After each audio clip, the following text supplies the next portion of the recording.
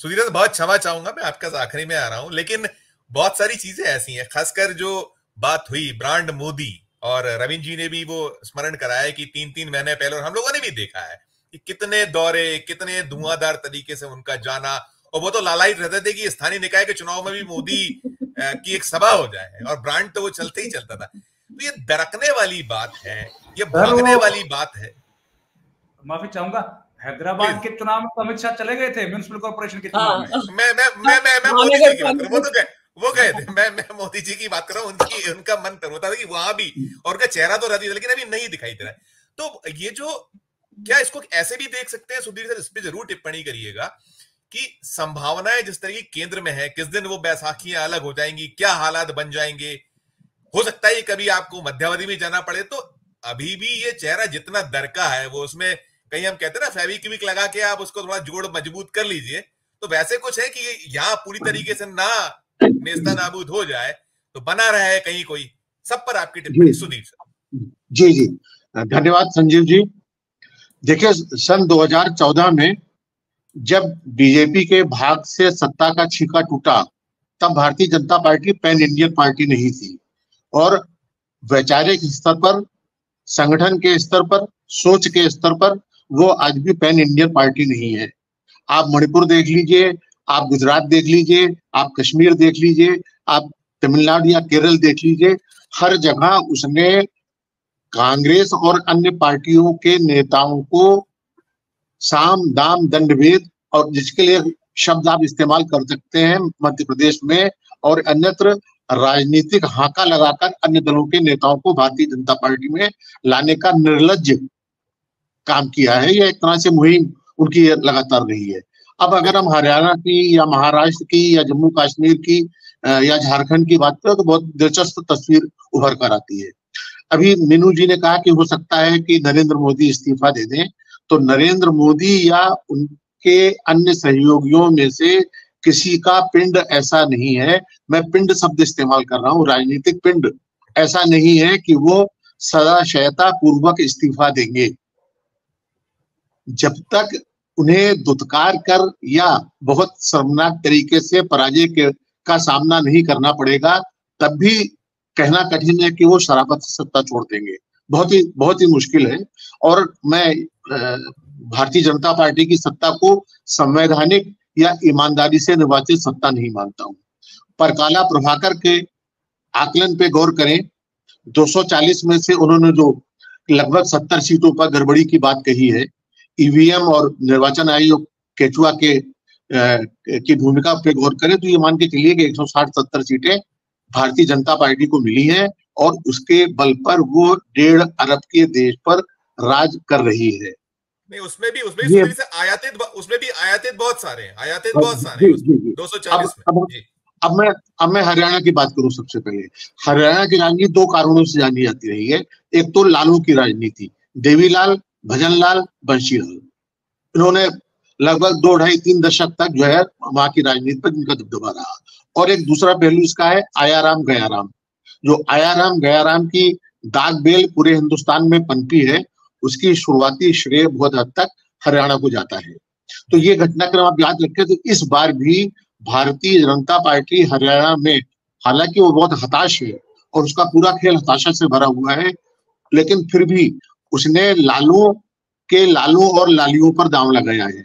जैसे 4 नाम आप देखिए, भव्य बिश्नोई भजनलाल परिवार के, श्रुति चौधरी बंशीलाल चौधरी की, बंशीलाल के परिवार की, आदित्य देवीलाल के पौत्र हैं, आरती राव बीरेंद्र सिंह के परिवार की। तो 4 भूतपूर्व मुख्यमंत्रियों के पौत्र पौत्रियों को उसने इस बार चुनाव मैदान में उतारा है।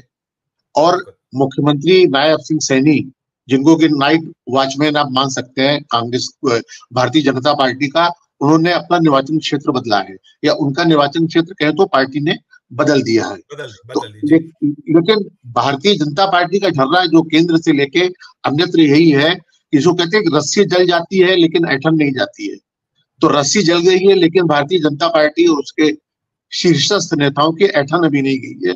और उनका ढर्रा, उनकी शैली, उनकी भाषा, उनकी जो सारी रणनीति, अब आप देखिए योगी आदित्यनाथ हेमंत बिश्व शर्मा, साध्वी प्रज्ञा, माधवी लता, नवनीत राणा, ये आपके अभी कंगना रनौत, इन सबकी भाषा देखिए, राजा सिंह, इन सब, और अभी जो इसमें राणे साहब के बेटे की का भी उसमें जुड़ाव हो गया है, तो इन सबकी भाषा क्या है?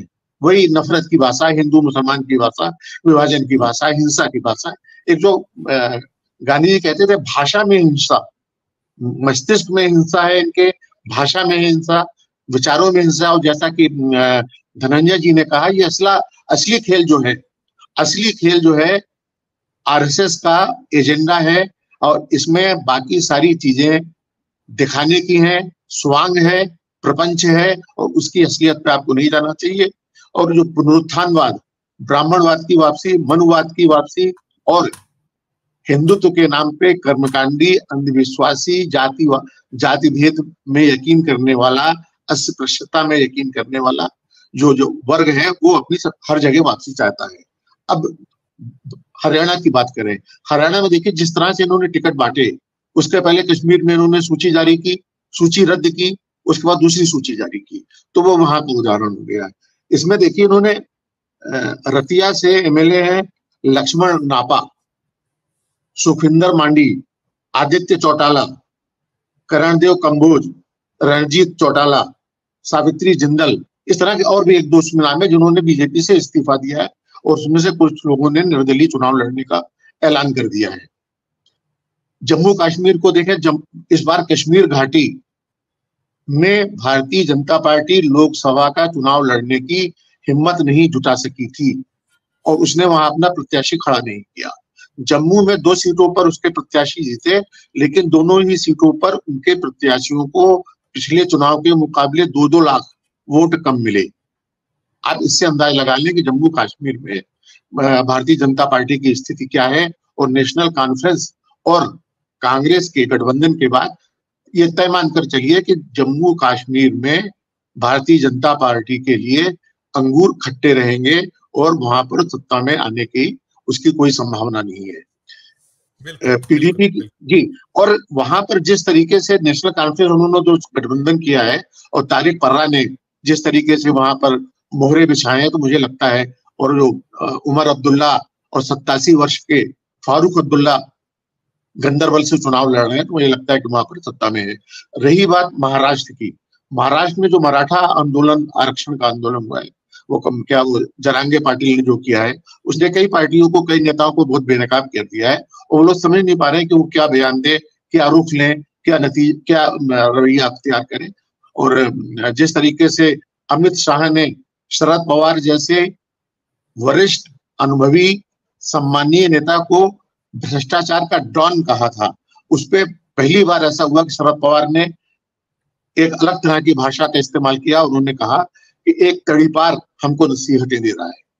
तो अमित शाह के लिए शरद पवार का तड़ीपार शब्द इस्तेमाल करना बताता है कि वो इस संबोधन से या इस फक्ति से या इस तंज से कितने आहत हुए थे। तो ये जो सारी चीजें हो रही हैं लगातार, चाहे वो हरियाणा हो, चाहे वो झारखंड में हेमंत सोरेन जिस तरह से आदिवासी अस्मिता के प्रतीक के तौर पर उठे हैं, और भारतीय जनता पार्टी की कोशिश को हर जगह उनको हेमंत बिश्व शर्मा या अजीत पवार या ज्योतिरादित्य सिंधिया या कोई और चाहिए, जिसके बूते वो वहां पर सत्ता में आ सके। देश को तोड़ना, पार्टियों को तोड़ना, परिवारों को तोड़ना, प्रांतों को तोड़ना। देखिए, जम्मू कश्मीर एक राज्य था, लेकिन आज वह पूर्ण राज्य के बजाय केंद्र शासित राज्य है। और ये आपने केंद्र शासित राज्यों को राज्यों में बदलते देखा होगा, लेकिन जम्मू कश्मीर पहली बार ऐसा हुआ है कि एक राज्य जो है केंद्र शासित बदल गया। आपने लद्दाख को अलग कर दिया, जम्मू कश्मीर को अलग कर दिया, और संयोग से जम्मू कश्मीर में और हरियाणा दोनों जगह 90-90 सीटें हैं। और मुझे लगता है कि अगर चुनाव ईमानदारी से हुए, निष्पक्षता से हुए, तो दोनों ही जगह पे लगभग 60 सीटें हरियाणा में कांग्रेस और उनके सहयोगियों को, अभी तय नहीं है कि आपसे इनका गठबंधन हो पाएगा या नहीं, लेकिन जम्मू कश्मीर में नेशनल कॉन्फ्रेंस से गठबंधन हो गया है। और जम्मू कश्मीर में राज्य का दर्जा एक बहुत बड़ी मांग रहेगी कि उसको पूर्ण राज्य का दर्जा दिया जाए, जेलों में जो हजारों लोग बंद हैं उनको रिहा किया जाए, और लेफ्टिनेंट गवर्नर की ताकतें आपने इतनी बढ़ा दी हैं कि निर्वाचित सरकार के मुख्यमंत्री की तो कोई हैसियत ही नहीं रह गई है, चाहे वो दिल्ली हो, चाहे वो जम्मू कश्मीर हो या अन्यत्र हो। तो ये आने वाले चुनाव और महाराष्ट्र में अजित पवार और शरद पवार का द्वंद्व आप लोगों ने देखा, और वहां की जनता ने लोकसभा चुनाव में ये फैसला कर दिया है कि असली एनसीपी कौन है, असली शिवसेना कौन है। और जिस तरह से भारतीय जनता पार्टी के कार्यक्रमों में अजित पवार और उनके सहयोगी नेताओं को दुत्कारा जा रहा है या उनके साथ जो सलूक किया जा रहा है, मुझे लगता है कि देर सवेर अजित पवार क्षमा याचना करके शरद पवार की पार्टी में लौट सकते हैं।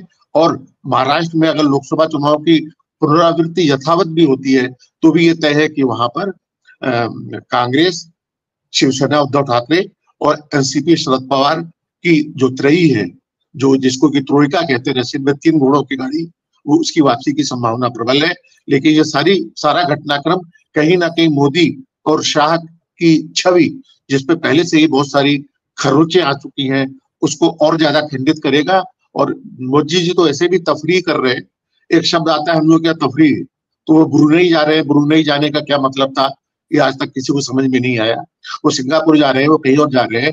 मुझे लगता है कि वो विश्व के पहले राष्ट्राध्यक्ष होंगे जिसने सर्वाधिक देशों का भ्रमण किया होगा। मैं भ्रमण शब्द इस्तेमाल कर रहा हूँ, सैर सपाटा तफरीह भ्रमण किया होगा। बाकी चीजें आप घटनाक्रम लिख ही रहे हैं। ये 2 राज्यों के चुनाव, उसके बाद भी महाराष्ट्र और झारखंड के चुनाव ये तय कर देंगे कि इस देश में लोकतांत्रिक शक्तियां और जिनको कि हमारा संविधान कहना चाहिए, हमारा संविधान कितना ताकतवर है। और बहुत सारी चीजों की और संकेत चौहान जी ने किया, मीनू जी ने किया, और धनंजय जी ने तो बहुत मूलभूत बातें कही जो कि अंडर करंट, जो इस देश की अंडर करंट है, और उस पर हमको गौर करना चाहिए। मुझे लगता है कि इसके बाद एक दौर अगर आप कहें तो मैं फिर से पुनः लौटूंगा। सुधीर सर, आपकी आखिरी टिप्पणी, वो ये जीत और हार का सहरे की जो बात है, बिल्कुल एक छोटी सी टिप्पणी आपकी। जी जी, देखिए संजीव जी, ये भारत राष्ट्र बड़ा दिलचस्प है।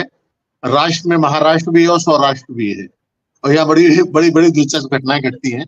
और हरियाणा में चौहान जी ने कुछ विनेश फोगाट और पूनिया के चुनाव लड़ने के बारे में कोई टिप्पणी नहीं की, वो हमको उस पर बात करनी चाहिए थी। और एक बात आप गौर कीजिए कि सुनील सांगवान नाम का एक जेलर, जिसने राम रहीम को 6 बार पैरोल पर रिहा किया, उसको भारतीय जनता पार्टी ने उत्कृत किया है। इससे भारतीय जनता पार्टी वैसे ही हुआ है। पश्चिम बंगाल में जज साहब इस्तीफा देके आए थे, वैसे ही यहाँ पर हुआ है कि 3 दिन पहले ही उन्होंने कंपल्सरी रिटायरमेंट लिया और टिकट उनका हो गया, घोषित हो गया जेलर साहब को।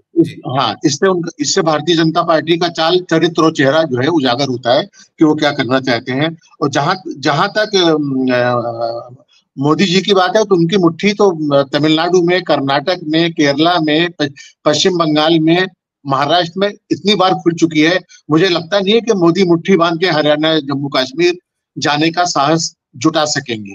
और जहां तक बाकी चीजों की बात है, महाराष्ट्र में मुझे लगता है कि तीनों दलों का गठबंधन सत्ता में आता है तो उद्धव ठाकरे निर्विवाद रूप से वहां पर मुख्यमंत्री का चेहरा है। वही हालत जम्मू कश्मीर में है, जहां अब्दुल्ला भावी मुख्यमंत्री के तौर पर, पोस्टर बॉय के तौर पर उभर कर सामने आए हैं। हरियाणा में जरूर है कि शैलजा भी महत्वाकांक्षी हैं, लेकिन मुझे लगता है भूपेंद्र सिंह हुड्डा जिस तरीके से उन्होंने पिछले 10 साल में लगातार सक्रियता बनाए रखी है, तो उनका कहा उनकी गरिमा, संघर्ष भी पार्टी उनकी गरिमा को बहाल रखेगी। लेकिन आने वाले वक्त में 2 राज्यों में और बाद के दोनों राज्यों में भी भारतीय जनता पार्टी के लिए आसार अच्छे नहीं है।